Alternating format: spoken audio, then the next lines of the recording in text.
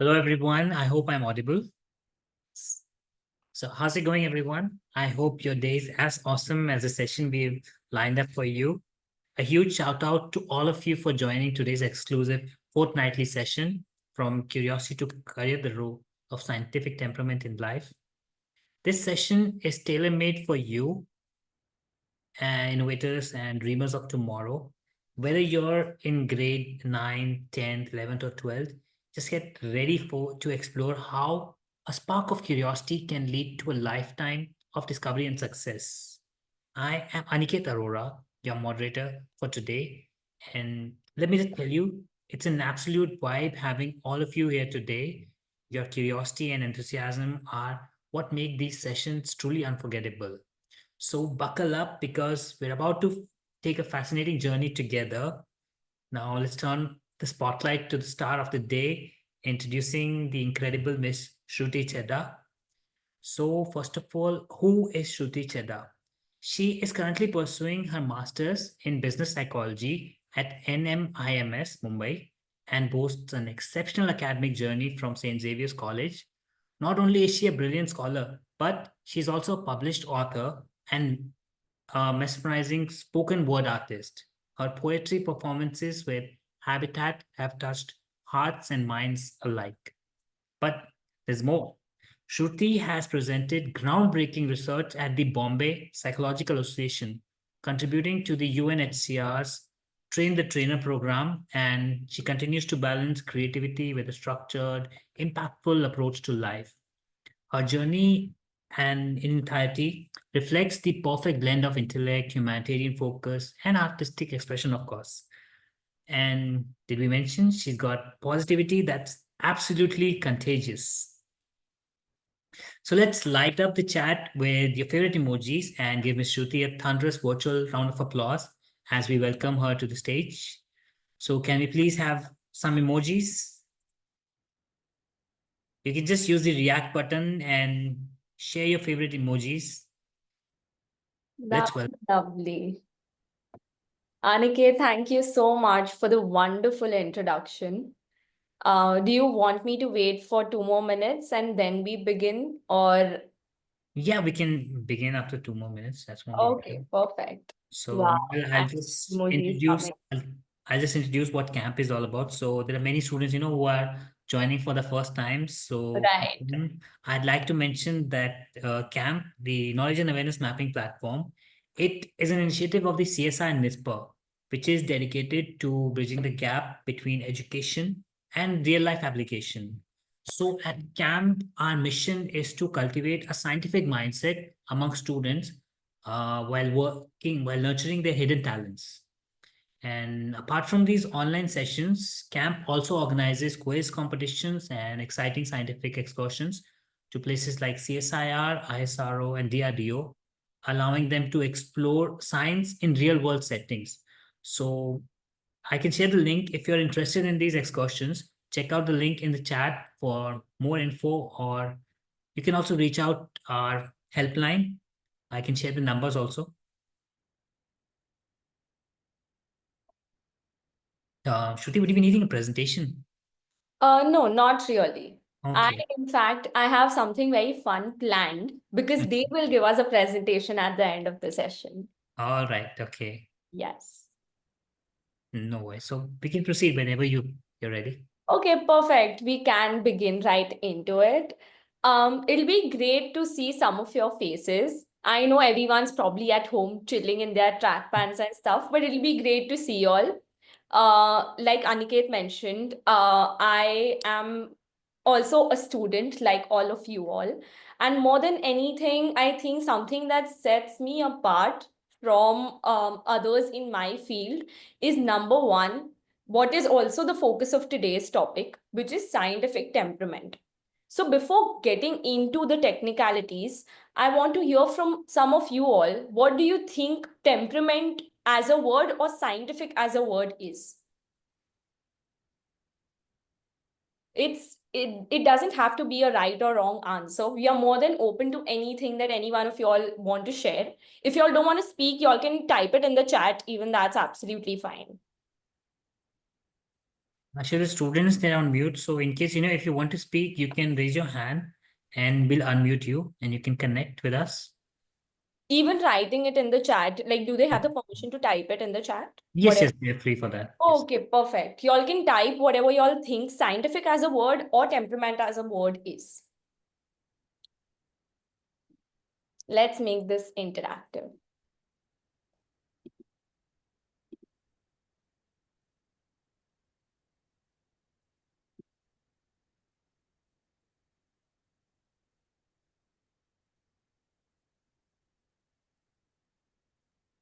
All right, so let's do one thing. I'll explain what it kind of is. And once y'all have a fair idea, I'll ask questions pertaining to what those topics are about.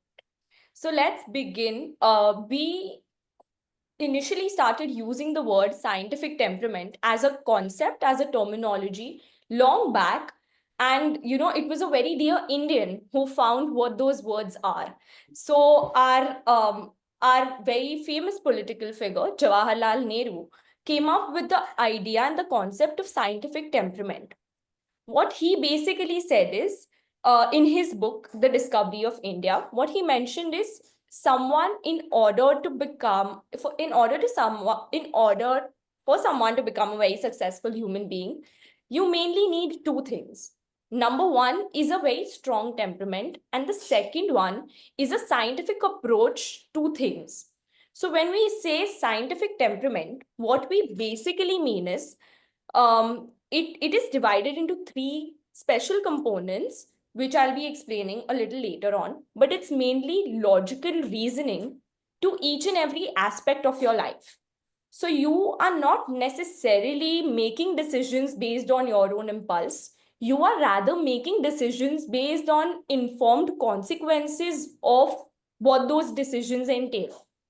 So it basically also underscores the importance of integrating scientific ways into each and every aspect of your life. Yeah, someone wanted to share something? All right, I'll go ahead.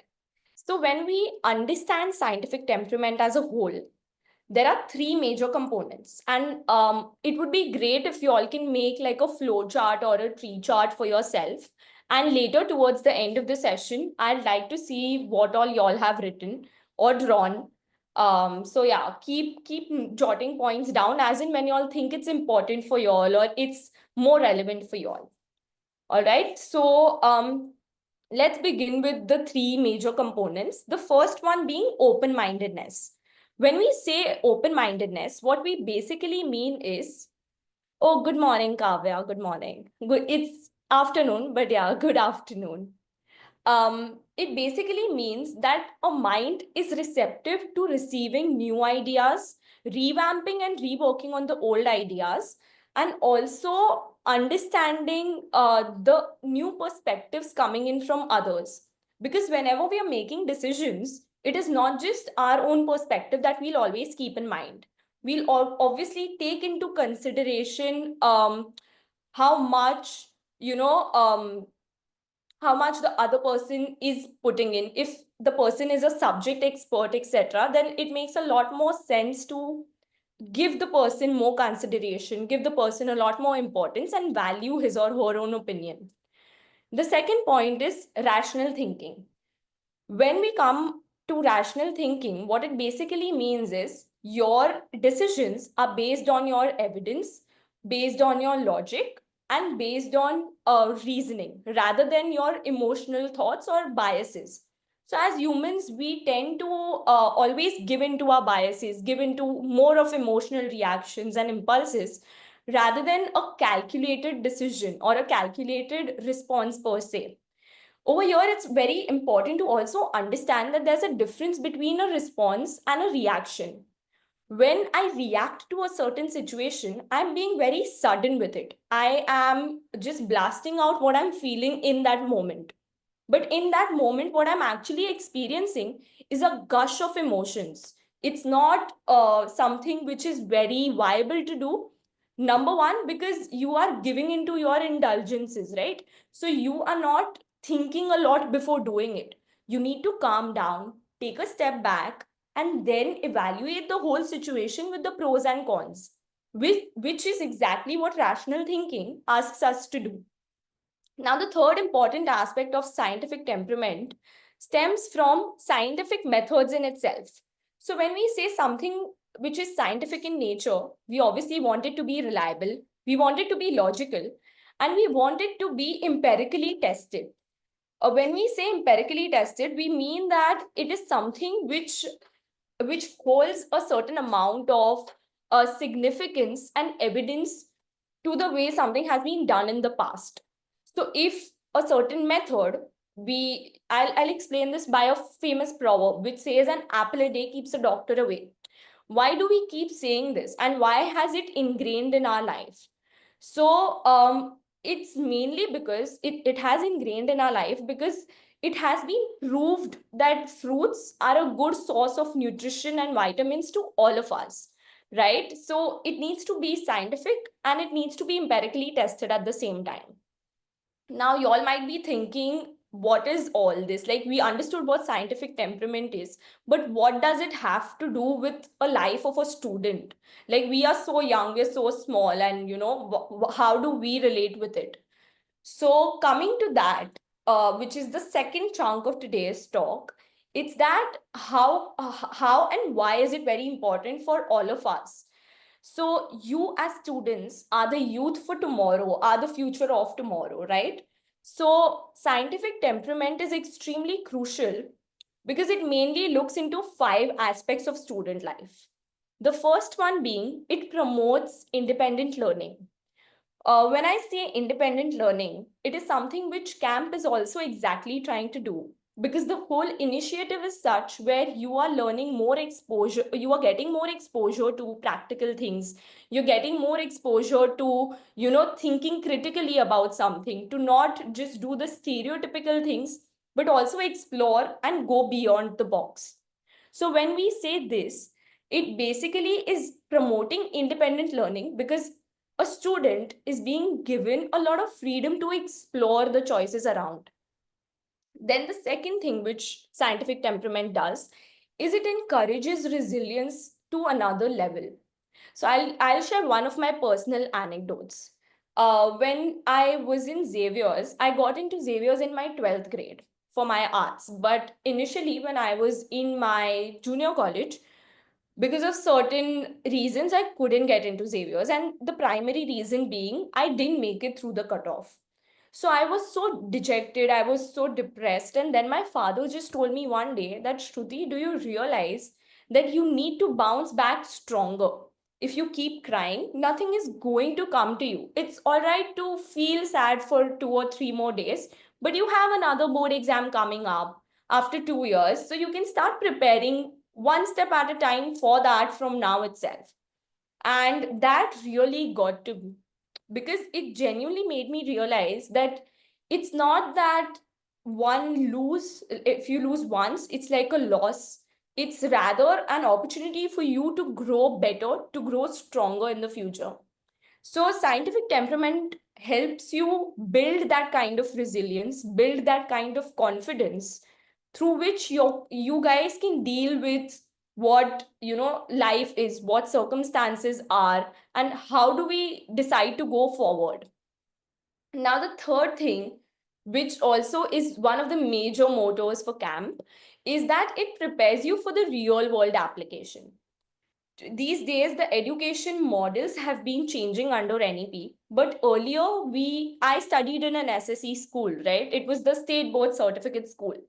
So in this we only had theoretical knowledge, nothing really that we would experiment practically, or nothing of practical importance, so to say. But scientific temperament as a whole encourages you to deal with the real world issues. It places you and gives you that ability of choice to make, to understand certain situations, to make those choices by your own self, and to learn from what mistakes you all have done. If something has not worked for somebody, then it's bound for you to change your strategy. It's as simple as you studying for an exam and realizing that you can't learn everything, like probably the whole syllabus 2 days before your exam, right? You have to go through like some amount of revision. So for that, you need to go through you need to go through some amount of preparation in advance. So you'll change probably for the next exam, you'll change your method of learning, which is it prepares you again for the real world application by helping you to modify what works for you and what works for others. What works for me might not necessarily be something that you guys might understand and you guys might be comfortable with, right? So it appreciates the individual differences as well. Now coming to the fourth point, which is it mainly supports collaborative growth. When I say collaborative growth, what I basically mean is it is something which helps you grow together. It performs, it makes life a journey and not a race. Because race hai, so you might run individually and you might win the first, second, or the third prize. But when you look at it from a perspective of a journey, you'll understand that there's no first or second. It's not a race per se. Yes. Do you have a question? Uma Maheshwari, if I'm getting your name correct. So yes, thank you, ma'am. Yes. I do not understand the general meaning of scientific temperament. All Could you right. So I will repeat it for you. So basically, when we talk about scientific temperament as a whole, what we are trying to imply is it is a combination, it is basically a decision-making strategy of sort, which is backed by open-mindedness, rational thinking, and scientific methods.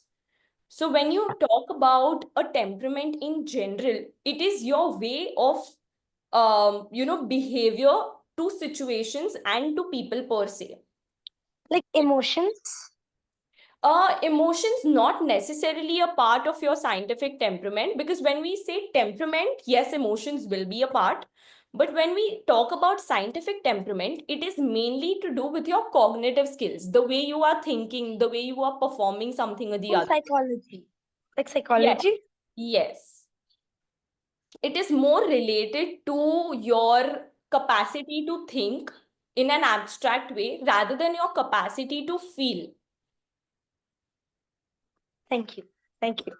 No problem. So coming to the next point, which is one of the last, not just the last, but what I have written as the last role for scientific temperament in a student's life, right? So and this is one of the major roles that it does, which is it fuels curiosity and creativity. When we talk about curiosity as a person, as a child, you might have observed that people crawl, babies usually lick when they are very small.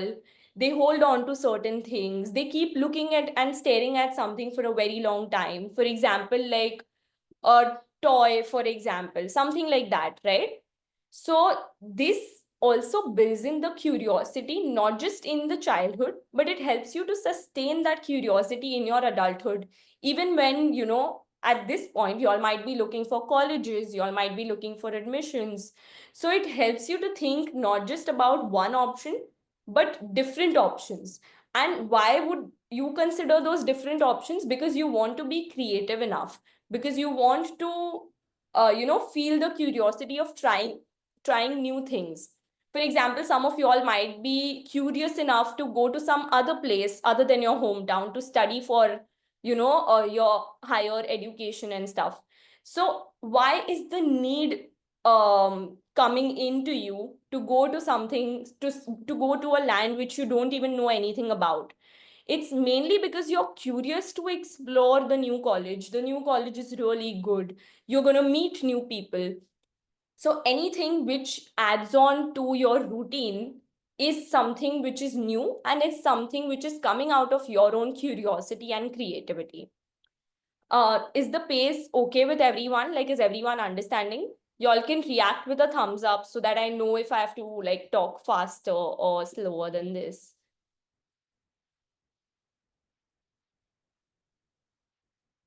Okay, perfect. All right. So most of y'all have reacted that the pace is all right. So we'll get into another chunk, which is now I want y'all to do an interactive activity wherein I'll be giving y'all certain situations and I will see how you guys think and what are the ways in which y'all can probably think differently. So I'll explain this concept later, but number one, what I want to understand is how can you think critically and what are the important aspects of your thinking style. So the first question, and it's open to everyone, anyone and everyone can answer. The first question is, if you were alone on an island, what are the 3 items that you would bring with yourself and why?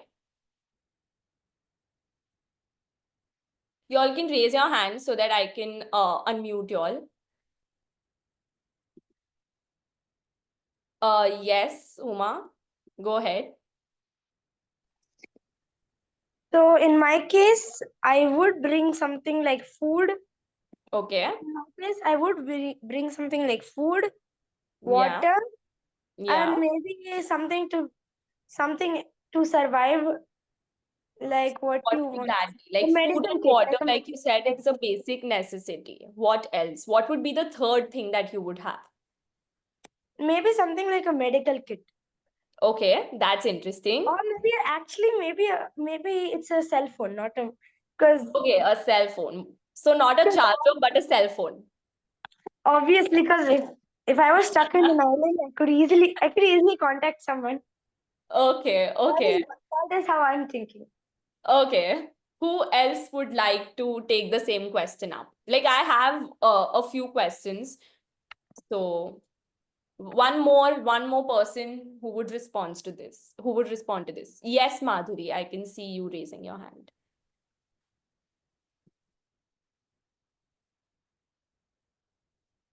Uh, Madhuri, do you want to unmute yourself? Yeah. Hello. Yes, go ahead. Yes, ma'am. Ma'am, firstly, my name is Archisha. This is my mom's thing. So, yeah. Don't worry, don't worry. Yeah. Yes, So, Archisha. firstly, I would like to carry some like self-defense thing because you Okay. don't know if there are tribal people around or something. Right, right. Then I would carry a phone, but like the solar power kind of phone. Um, Okay. because you don't know if you will get the network thing there. Right. And some like filter kind of thing so that I can take the ocean water and purify it and Hmm. drink like tablets and all, purifying tablets or something. Okay, okay. That's interesting. Yeah. Now we move on to another situation. So Ashutosh and Keshwam can reply to what the second situation is. All right. Um, just imagine that you discover that your friend has copied for an exam, but you also knew that your friend is not doing well. Like your friend was probably ill 1 week before the exam, so your friend did not have enough time to prepare for the exam. And you need to also take into account that your friend didn't ask you for any notes per se. In such a situation, would you inform your professors or would you have a conversation with your friend directly? What would your ideal response to this situation be? Ashutosh, you can go Now, first. I will contact both because You would contact. uh, both the professor and the student, that is my friend. Okay, so you would like to have a conversation with both that this is something which is Yes, not ethical, why, ma'am? right? Keshwam, do you want to go ahead? Yes, ma'am. Yeah. Ma'am, I would probably talk to my friend first because even before asking the professor, I would obviously try to convince him to let me ask. Because if I do something which he does not allow me to, then he might think that I am not a good friend and he might want to Okay. cut ties with me.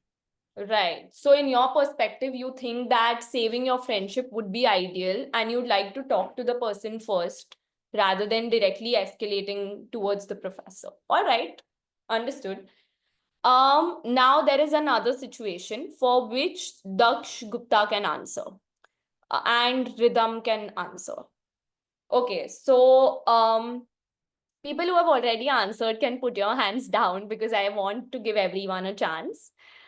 The first one okay, your situation, Rhythm, would be you have 3 important tasks to complete, but you can only accomplish one of them today because of certain time crunches that you have.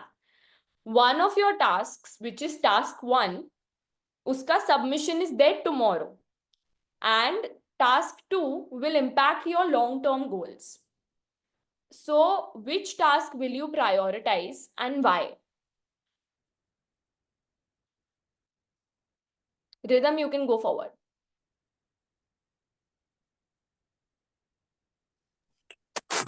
I'll prioritize my task, which is which is due tomorrow, as because Okay. I have a deadline tomorrow and time management matters. Maybe I'll complete my tomorrow's task and work on a little bit of my long-term task, because the task which is due tomorrow is more important to submit period of time and cannot be done Okay. afterwards also. Okay. Daksh, what do you prefer? Doing your task which is due tomorrow or something which is more important for your long-term growth? Ma'am, from my side, I would first ask you a question that what the task that would what is the deadline of the task I have to do that would affect my long-term goal? The deadline of that task. So it is basically a continuous process because it's something which you'll have to do from time and again. So it's not a deadline per se, but it's something which will help you get closer to what your long-term goal is.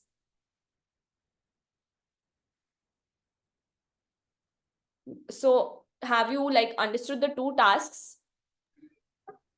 Yes, ma'am. So, ma'am, I would firstly start with my the task which is due for tomorrow, as taking small steps in my for my future may be good for me, and as the time management works for me, I could complete it before my time and do the task which is for my future and which would affect my future too. Right, right. So I've understood your perspective as well. You'd like to delegate time to almost both the tasks, so that's understood. Everyone now can raise your hands down, unless and until you all have any questions for me.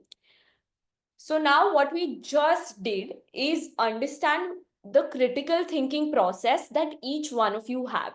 So I'll quickly summarize the conclusion of the activity and then we'll get into the next segment. So basically, every one of you started thinking of if I am in such and so situation. So number 1, it's a hypothetical situation. What you all developed right now is abstract thinking ka skill, because it's not something which you can see or something that you go through in a very day-to-day sort of life. Second thing that y'all successfully did is, most of y'all successfully did is, y'all came up with alternatives and then y'all told me what is the best alternative for yourself. So second is you generated options and then you selected one suitable solution from those options. Okay, then the third thing that y'all did very smartly is y'all tried to manage more or less both the things together. For example, in this situation where there was a moral dilemma and you all had to either speak to your friend who had copied or to the professor, you all said that we would like to do both because we are close to both of them, right? You all gave importance to what is right and wrong, but you all also gave importance to the emotional connect that you have with your friend. So it is very clear that as humans, our thinking, even at a very young stage as you all, is so complex that we take into account multiple perspectives and then we figure out what is the best solution for us, which is exactly what I was trying to say in the first segment, where we understood the importance of being open-minded, the importance of thinking in a scientific way, and also thinking in a rational method. has everyone understood what the activity was about and what are the skills that you developed right now? Or in fact, you already had those skills, but you discovered these skills right now. Yeah? Perfect. Perfect. I can see some thumbs up. So I'm going to consider this a sign and move forward into the next segment. The next segment, because all of y'all are mainly students, is how now we've understood the role of scientific temperament in a student life. But how do we understand what are the careers which are more suitable to us? Because y'all might be battling with, say, English, like majoring in English, or majoring in subjects, something like engineering, or majoring in something like, NEET and becoming a doctor, etc. Right? So we might have so many field opportunities open, but what are those temperaments that one actually needs to be most suited to that career opportunity is something that we'll look into. Beginning with the type of temperament, which is critical thinking and problem solving. So when I say critical thinking, we've understood rightly that it entails of pros and cons. It entails of, generating solutions to a specific problem and then selecting the solution which is the most optimal for all of us. So in this, mainly the professionals that need these skills are number one, engineering professionals, and the second one are healthcare professionals. So why is it very important for healthcare? I'll explain you this first and then we'll come to engineering. It's extremely important for healthcare professionals to think critically and to solve problems very quickly, because sometimes there might be cases which are a life and death situation for someone. Like they might have minimal amount of time to save a person's life.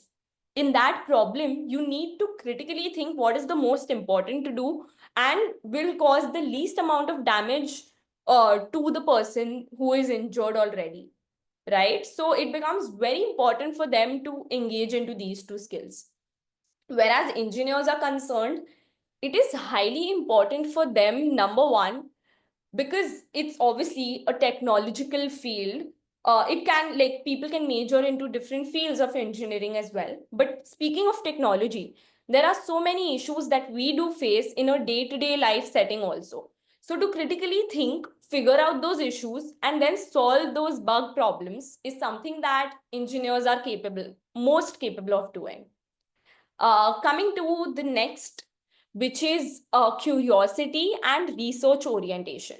So when we mainly talk about research orientation, it is more applicable for people who do want to go more in the field of academia and psychology, so to say, because both of these fields are abstract and it requires you to be internally motivated to find more and more and more about these fields. Someone is not necessarily going to come and tell you that okay, the solution for this is this. It's not like math where ki 2 plus 2 is going to be a 4. In psychology and academia, in fields of academia, everything is very open to interpretation. I am a writer, I write poems, right? But if I write one poem, my thought process while writing that poem might be completely different than the way you might view the poem and you might interpret it. So someone needs to be extremely research oriented in order to get into these fields. The third one and the third field that we look into is adaptability and resilience. When we talk about adaptability, it is basically the ability to adapt, like to accept a change and to operate their functioning in a way where they can incorporate the change in their life and work normally, right? And resilience, like we said before, is the ability to bounce back from a setback, to bounce back from something which was extremely unpleasant in someone's life. So very important fields pertaining to this scientific temperament would be the skill of the industry of entrepreneurship and environmental sciences. So when we talk about entrepreneurship, it mainly entails that one person is starting their own, business or an NGO, etc. It's not something which is a set of jobs or a set of stable income that someone might have. So adaptability becomes very important, because if I am doing something on my own, if I'm doing my own business, there might be days where I might have like extremely busy work hours, but there might be days where not even a single person might convert into my customer. It's as good as having a cake shop, but having people regularly come during birthdays, but not come during any other festivals, like say a Diwali festival, where everyone might want to buy like traditional home mithais and not this, right? So that being one. Now the next and the most important is this the field of forensic science, the field of economics, and the skills which you require for these would be the analytical thinking and the methodological approach. So when we talk about analytical thinking, we are mainly emphasizing on a scientific fact that you need to analyze what are the pros and cons of something. You need to analyze the impact of something. For example, in economics, when you come up with theories to, or theories or policies, in fact, to regulate the tax, for example, you need to think very wisely of what is going to impact the broader audience, of what is going to be beneficial to the greater masses, and what are the consequences of us implying that percentage of tax on something or the other, right? When it comes to a methodological approach, what it basically means is, this is a key term for forensic sciences, that there needs to be a certain method, step-by-step method in which something or the other is going on. So forensic sciences as a whole means that it is open to investigation of crimes which are recently committed by criminals. So you need to investigate, you need to understand, and in forensic psychology you also deal with those criminals and understand their psyche of why they committed so and so crime. So there obviously needs to be a structure, and there needs to be a method in which they understand this. So hence both of these skills also become extremely crucial and extremely important.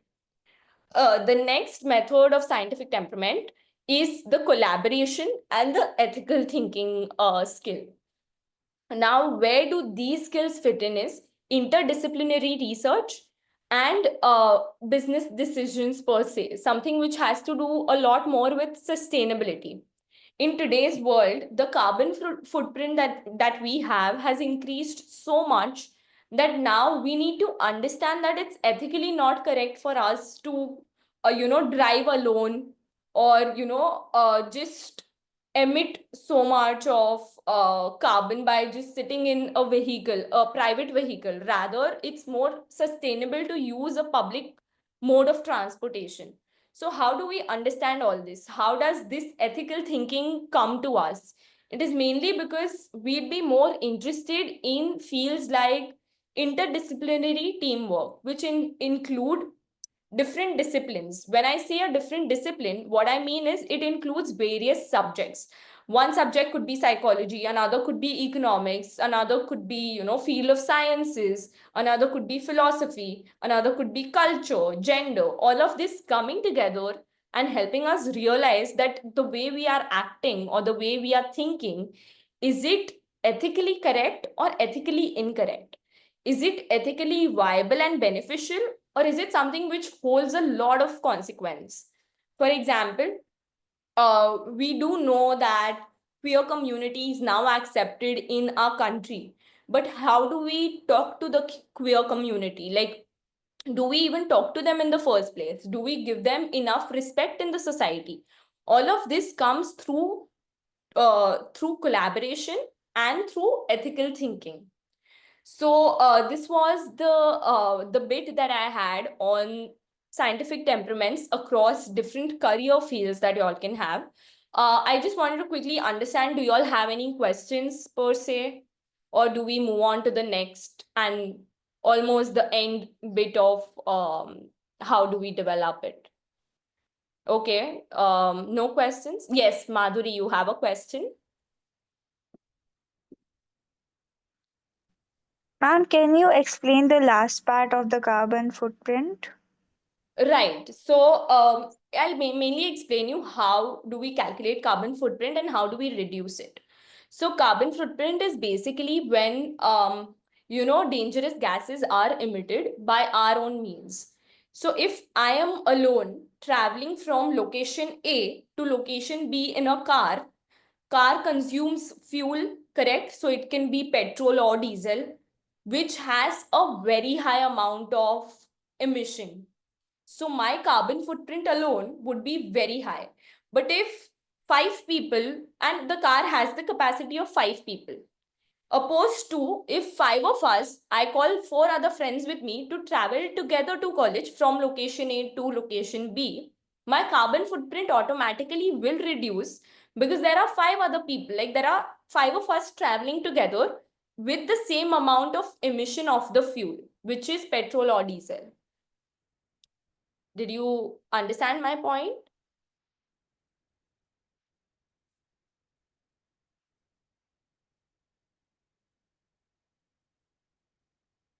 Madhuri, yes, I can only see Dell, but I'm sure your name is something else. You can unmute and ask me whatever you wanted to ask.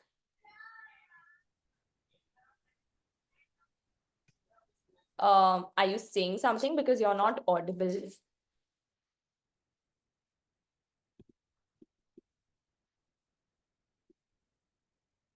Madhuri, is your question answered? Should I move forward?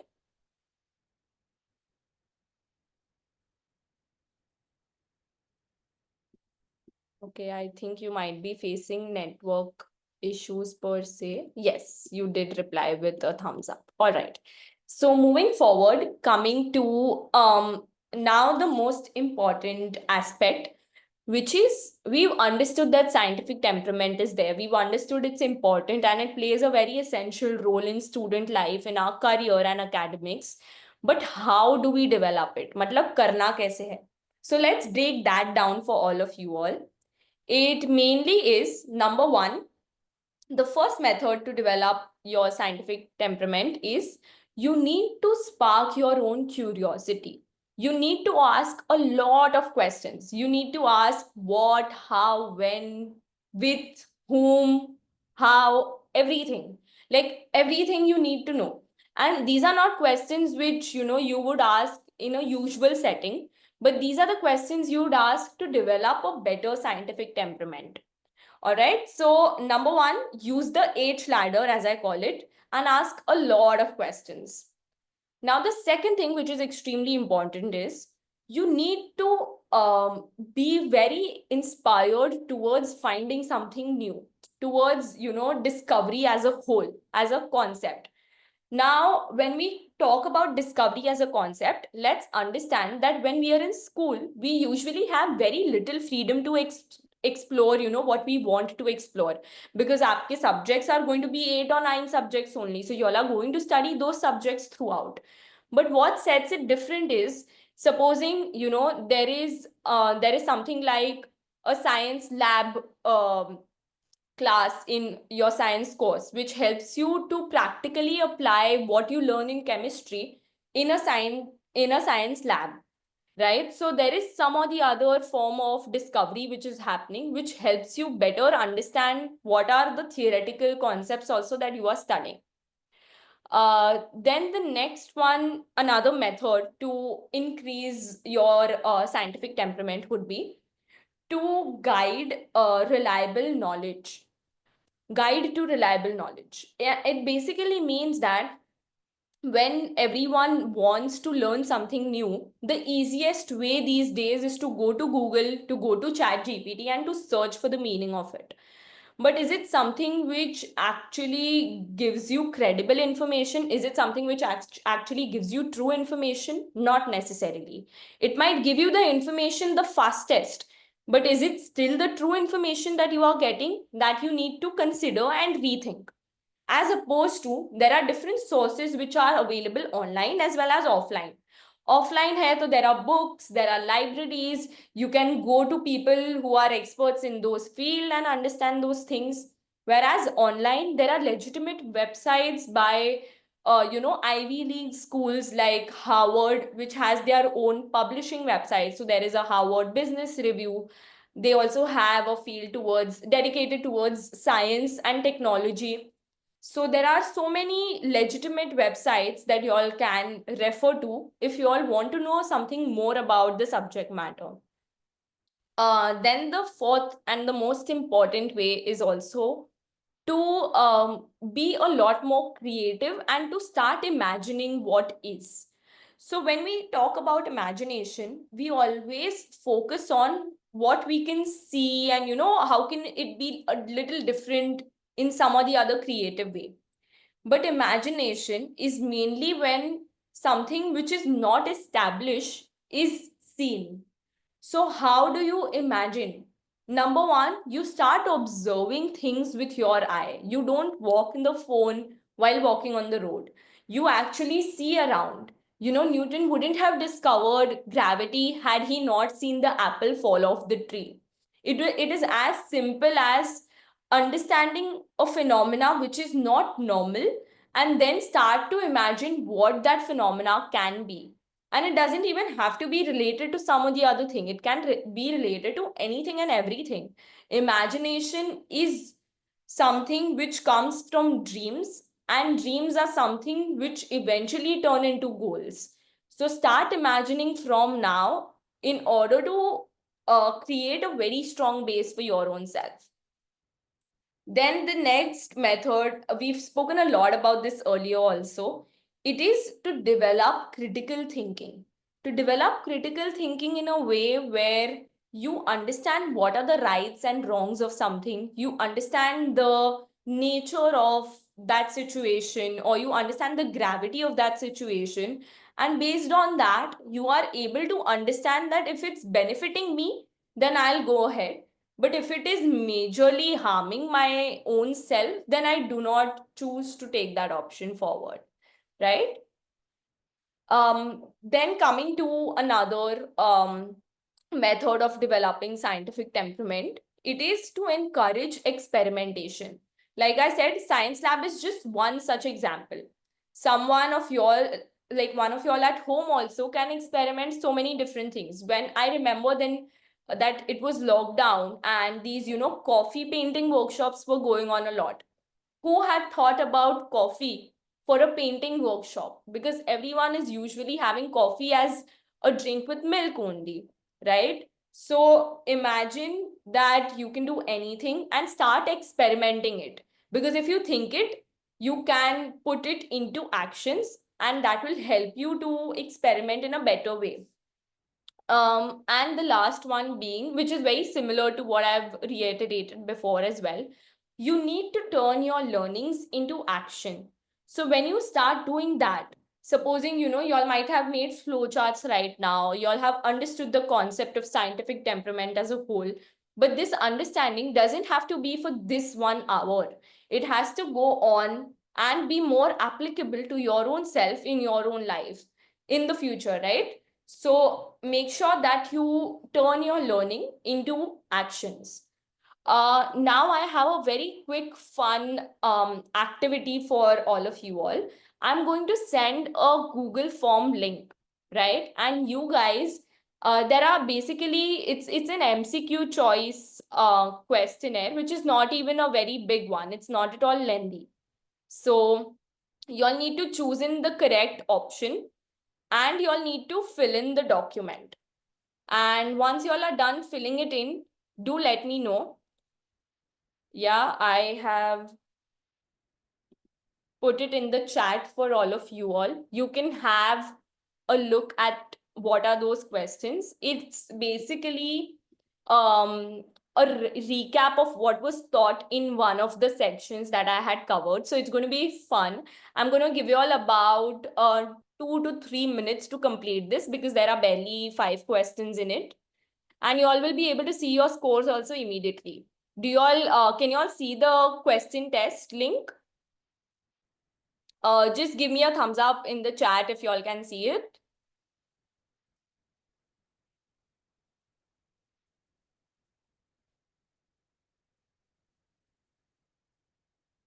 Okay, Saurabh, thank you. Okay, perfect. So y'all can see it. Let me know as in when y'all get your scores. Y'all can fill this right now. Yeah, Madhuri also got it. Perfect. So y'all can fill it in. We'll wait for 2 minutes for everyone to understand and fill the question link in. Ashutosh, you have a question? You can unmute and ask me, no issues.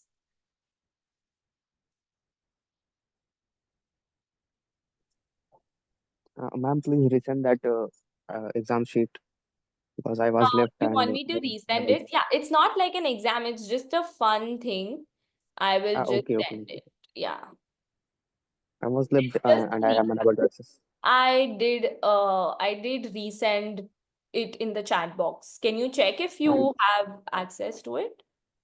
thanks, ma'am. Thanks. Yeah, I have access. perfect. No issues. No issues.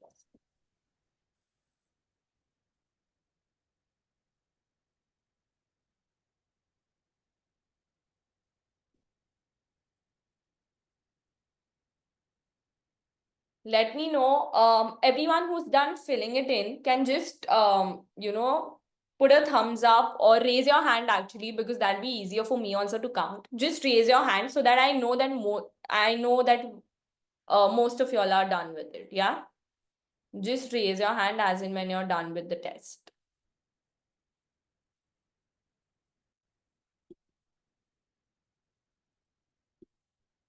Wow, there are so many of y'all done with the test already. That's a good thing.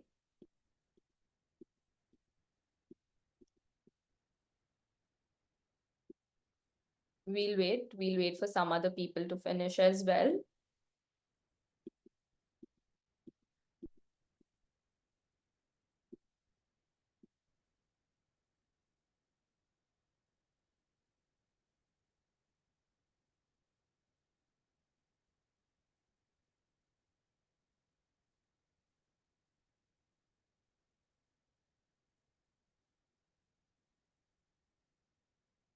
Okay, almost 10 of y'all have completed everything. That's great.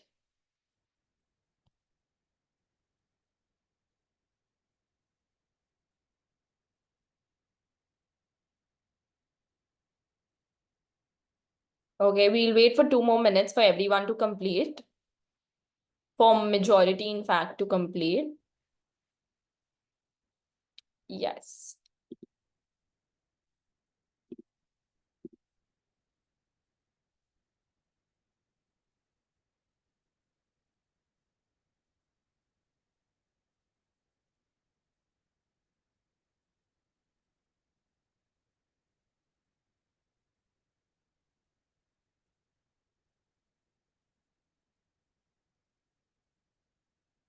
Perfect.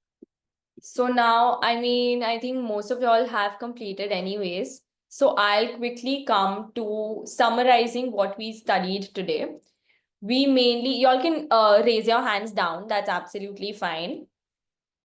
Yeah, perfect. So we mainly covered the topic of scientific temperament. What are the key components of scientific temperament?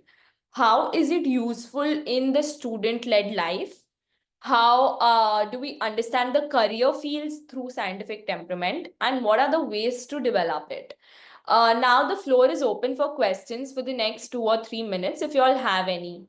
Anyone who has any questions regarding anything that I mentioned or has any personal anecdotes to share, please raise your hand so that I can just Keshvam, you want to share something?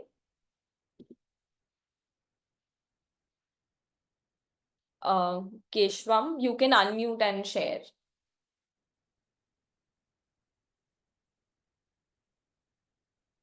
Okay, I think there's some net issue. Ashutosh, you want to share something?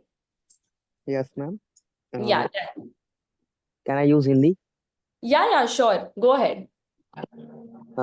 Ma'am एक चीज ये जानना चाहता हूँ कि जैसे हाँ. आपने कहा ये क्रिटिकल थिंकिंग होनी चाहिए हमारे अंदर, साइंटिफिक टेम्परामेंट होना चाहिए और इमेजिनेशन होनी चाहिए एक हर चीज को सोचने के लिए कि रोते Right, फोन यूज ना करें और हर चीज को ऑब्जर्व करते चलें।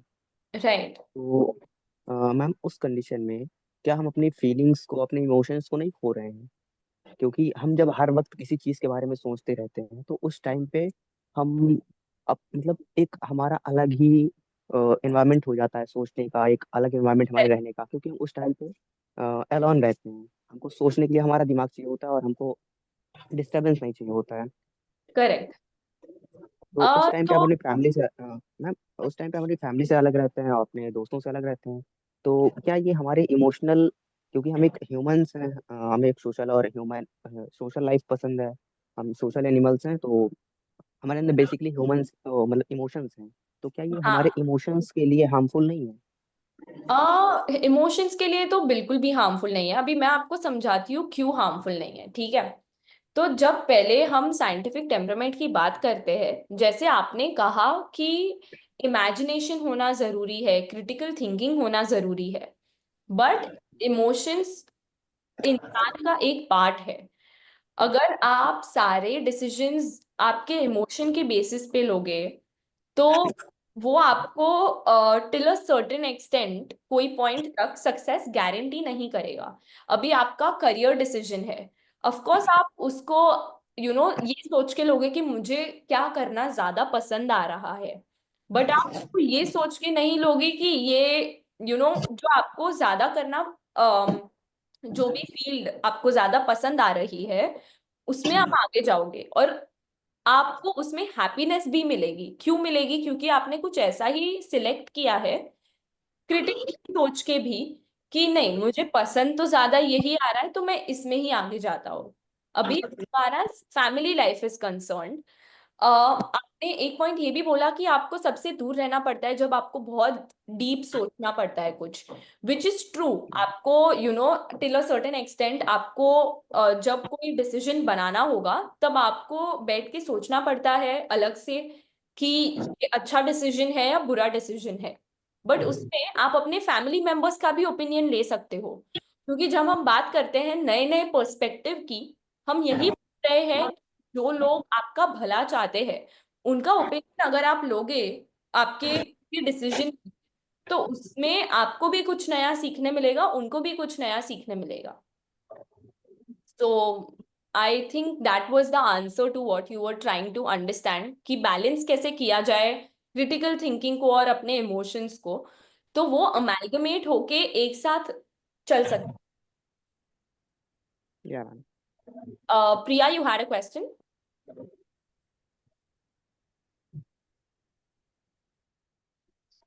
Priya, you can unmute yourself. Yes, ma'am. Yes, tell me. First of all, good evening, ma'am. Good evening. Ma'am, my question is how to be more rational and logical, likewise in my life. Okay, so I'll tell you one very quick thing that you can do.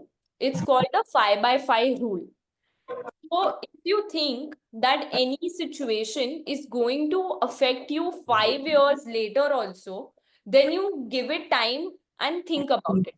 अगर आपको लग रहा है that later, 5 years down the line, that it's not going to affect you, then you just stop thinking about it.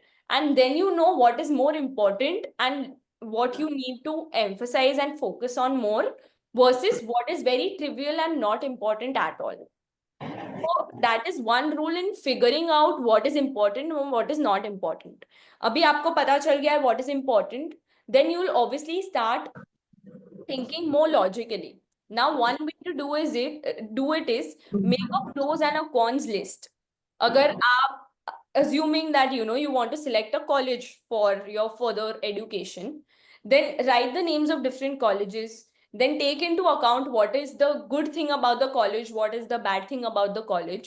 So when you have a pros and cons list, things become very clear in your mind also of where the where are you going forward in life, what is actually a good decision to make, इसमें advantages ज़्यादा है या disadvantages ज़्यादा है.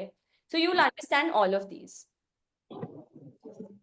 Yeah, can we start with that, like a pros and cons list and the 5 by 5 rule, which is extremely important.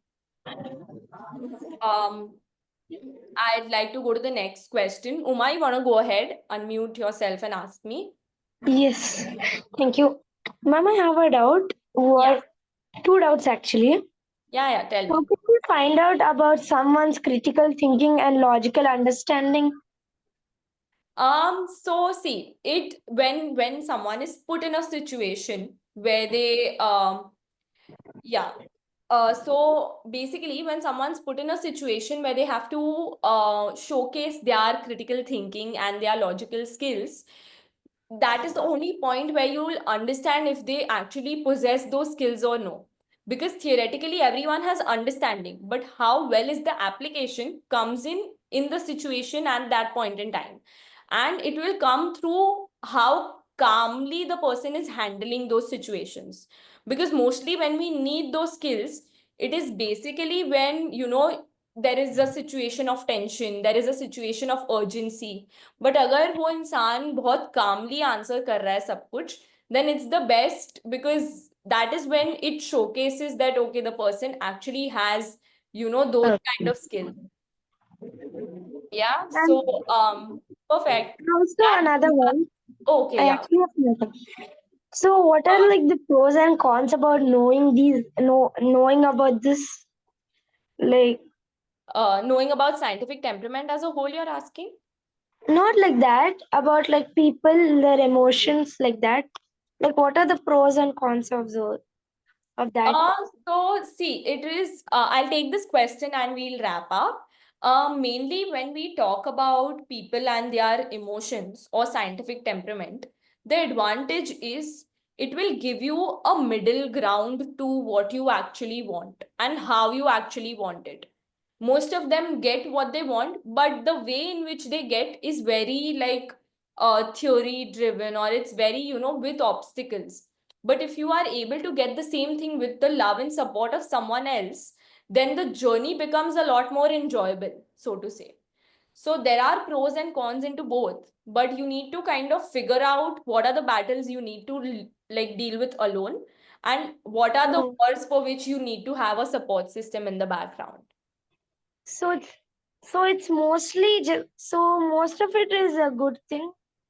Yeah, it is good to always blend your emotions with anything and everything, because there's a thing called gut feeling. So if you get that gut, then it'll be extremely crucial for you to follow that gut, and you'll always feel that you did something which you felt is right. Intuition. Yeah, so that. Thank you. No problem. That brings us towards the end of today's workshop, which was on scientific temperament. Thank you so much for being an amazing audience. I now hand it over to Aniket.